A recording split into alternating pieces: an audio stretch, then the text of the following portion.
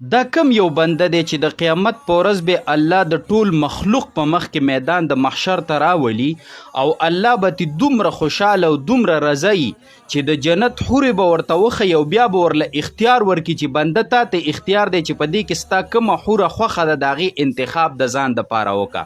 ګوره څومره سخته ورځ ده، څومره سخت منظر دی، د نفسي صداګانې دي، بچي په کار نه راځي، مور پلار په کار نه راځي، صحیح شوله ښځه په کار نه راځي، دوستان به په کار نه راځي، انبیا علیهم الصلوات و تسلیمات به د نفسي صدا کوي، الله به څومره قهر و غضب کوي او دې بنده ته به الله پاک ووایي چې ای زما بنده د جنت په حورو کې د کومه حوره خوښه ده د هغې انتخاب د ځان دپاره وکړه. نو حورې بیا په جنت کې وي، نو الله صرف حورې نه ورکوي بلکې څه به هم ورکوي، جنت به هم ورته ورکوي. راځئ چې معلوم کړو چې نبی علیه السلام مبارک دا کم بنده ښودلی دی په دنیا کې د څه عمل کو. آیا دا ډېر مشکل عمل و که نه آسان عمل و چې موږ او تاسو هم څه کوو، خپل کو.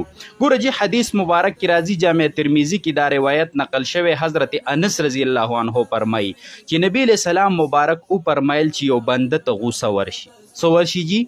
غوسه ورته ورشي او دا په دې قادری چې د خپل غوسه استعمال کی، یعنی د ځان نه کمزوري کس ورته غوسه وروسته سخت غوسه شو او په دې قادرم دی چې بدلتي والی او د خپل غوسه په سړه کی او غوسه چې کم دی استعمال کی او د دې باوجود دا د خپل غوسه استعمال نه کی، غوسه اوس کی، غوسه هضم کی، غوسه ختمه کی، نو دا بنده دی چې د قیامت په ورځ به الله پاک راولي د تمام مخلوق په وړاندې. حدیث مبارک کې الفاظ داسې دي د تمام مخلوق په وړاندې او الله به ورته اختیار ورکړي چې د جنت په حورو کې د کومه حوره خوښه ده د هغې انتخاب د ځان دپاره څه وکړه.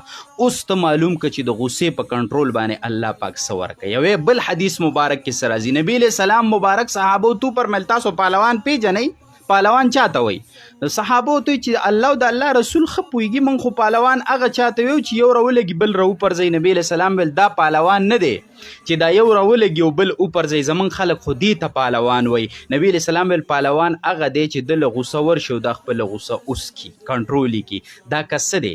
د ته په حدیثو کې پهلوان ویلی دی. صحیح شوله که نه؟ ځکه چې غوسه تاکله استعمال کړه نو د دې ریاکشن وروسته انجام د دې خطرناکي. په غوسه کې چې کومه فیصله وشي هغه د خپېمانتیا شکاري، بیا پې سړی خپېمانی، په غوسه کې چې کوم اقدام وشي وروسته پې سړی خپېمانی. صحیح شوله؟ دا شیطاني اثر حدیث کې راځي. کینه که ولاړې که ناستې سمله، صحیح شوله؟ اعوذ بالله ووایه، اوبه وڅښه، دې سره به ستا غوسه څه شي؟ کنټرول شي.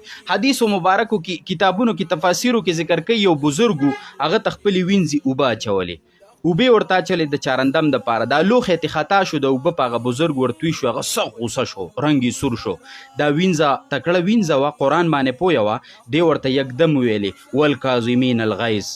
قرآن کې الله د مؤمنانو صفتونه بیانوي، یو صفت یې دا دی چې دوی له غوسه ورشي د خپله غوسه سکي کنټرول کوي، نو هغه غوسه کنټرول کړه. بیا ورته دا وینځه وایي والعافین عن الناس، او خلکو ته بخښنه هم کوي. د مؤمن بل صفت دا دی چې خلکو ته بخښنه هم کوي چې چا نه څه غلطي وشي، ده ورته ویل بخښنه مې هم درته وکړه. بیا ورته وایي والله یحب المحسنین، کوم خلک چې د چا سره احسان وکړي الله د هغوی سره محبت کوي، ته ما سره احسان هم وکړه. هغه ورته ویل احسان مې در سره وکړو، ازاده مې هم کړی. زما محترمو خپله غوسه څه ساتئ؟ کنټرول ساتئ، خاص کر په کور کې خپله غوسه کنټرول ساتئ، د خپلې بیبي په باره کې، د مور پلار په باره کې، د رونو په باره کې، د ګاونډي او د مسلمان په باره کې په غوسه عمل مه کوئ، انتقام مه اخلئ، د دې انجام به خطرناک او سړی پسې خپېمانی بي. د نبی علیه السلام مبارک په دې ارشاداتو نظر وکئ، په دې عمل وکئ، او که د ځان دپاره صدقه جاریه جوړوئ چې ستاسو ثواب نور هم زیات شي، نو د نورو مسلمانانو سره هم څه کوئ جي؟ شریک کوي. دا به ډېره ښه خبره وي. وصلی الله علی النبی الامین.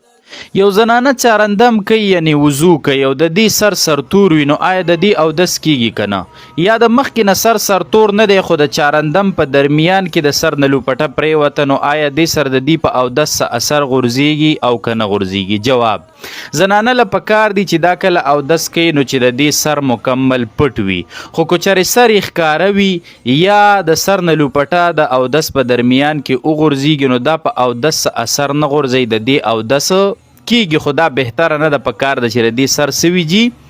پټ وي. دا مسله ختمه شوه. دویم یو زنانه تپوس کوي چې کله زه په اودس کې ما پوره باوضو یم او ماشوم ته د پیو ورکولو ضرورت شي، نو آیا په دې سره په اودس څه اثر غورځېږي او که نه غورځېږي؟ جواب دا دی چې دې سره په اودس باندې هیڅ اثر نه غورځېږي. بل یو کس تپوس کوي چې کله سړی په اودس کې وي باوضو وي او دی په غوږ کې ډکې کپړه وغیره ووایي او د غوږ ګن راوباسي غوږ صفا کړي، نو دې سره په اودس باندې څه اثر غورځېږي که نه غورځېږي؟ جواب دا دی که په غوږ کې ډکې یا کپړه وهلو سره غوږ پیپ ونه کړي، وینه ونه کړي چې د هغې نه راوځي، نو صرف غوږ پاکولو سره او د هغې ګن راویستلو سره په اودس باندې په وضو باندې هېڅ اثر نه غورځېږي. که د غوږ نه پیپ راووتو یا وینه وکړله وغیره، نو دغې سره چې کم دی اودس ماتیږي او داسې صرف غوږ صفا کولو سره اودس نه ماتیږي.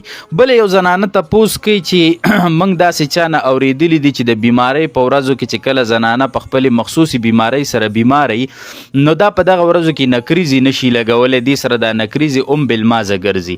جواب دا دی چې دا خبره غلطه ده او دا چا د ځان نه کړې ده. بالکل زنانه د بیمارۍ په ورځو کې نکریزي لګولی شي، په دې کې هېڅ خرابي دا نشته دی او نه دا نکریزي بالمازه کېږي او نه خرابېږي. صحیح شوله جي.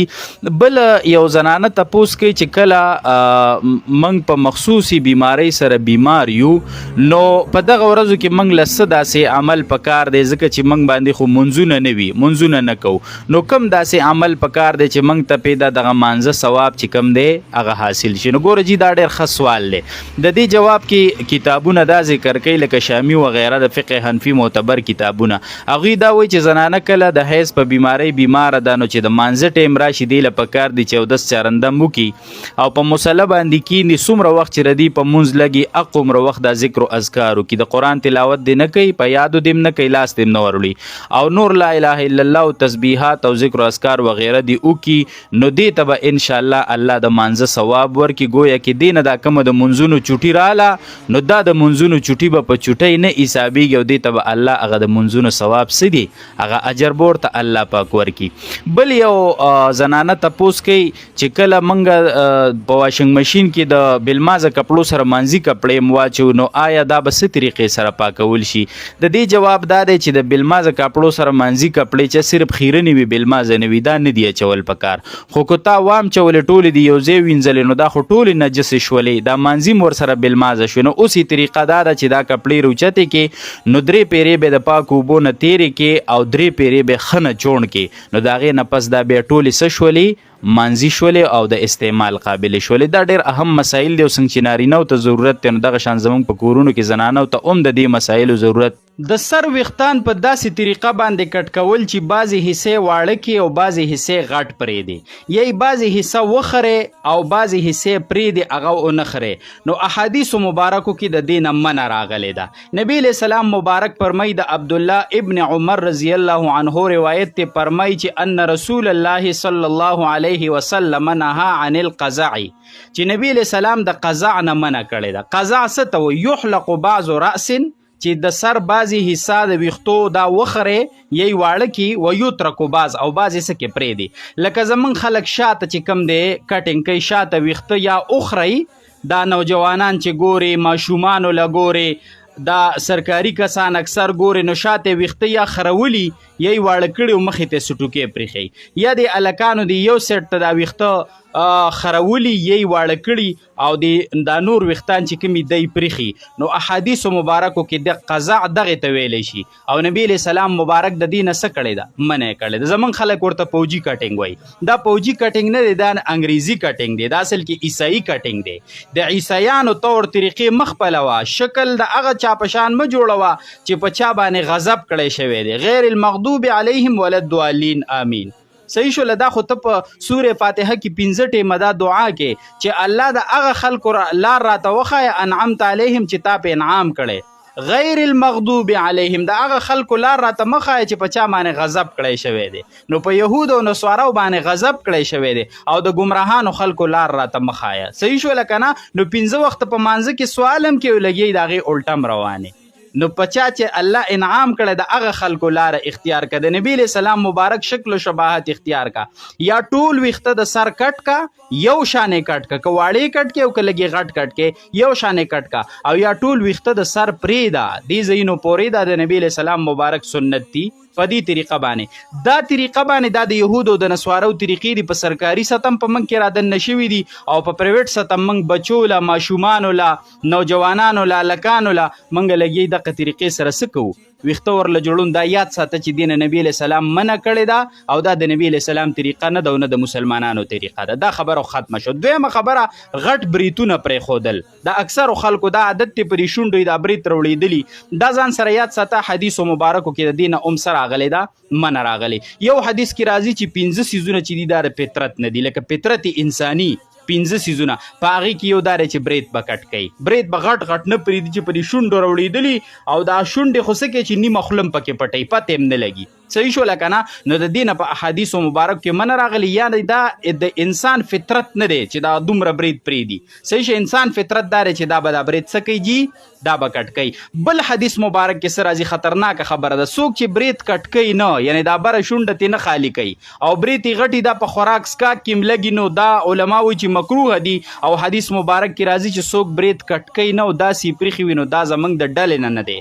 دا څومره سخته خبره ده. دا زموږ د ډلې نه دی. نو برید به داسې واړه کوي چې د بره شونډې دا غاړه چې کومه ده دا ترېنه مکمل سي جي دا ترېنه خالي په دې طریقه باندې به برید څه کې واړه کوي به او غټ غټ به د بریتو د واړه کولو حکم راغلی او د ګیرې د اوږدولو حکم راغلی. زموږ خلک ګیره خرئ او برید یې غټ غټ پرېښي نو دا هم د یهودو او د نسوارو طریقې دي. نو لہذا دا داسې خبرې دي چې مسلمانانو له په دې باندې عمل پکار دی. تاسو په خپله خپل کوئ او نورو مسلمانانو ته هم ورسوئ د اجر خبره به وي. وصلی الله علی النبي الامین.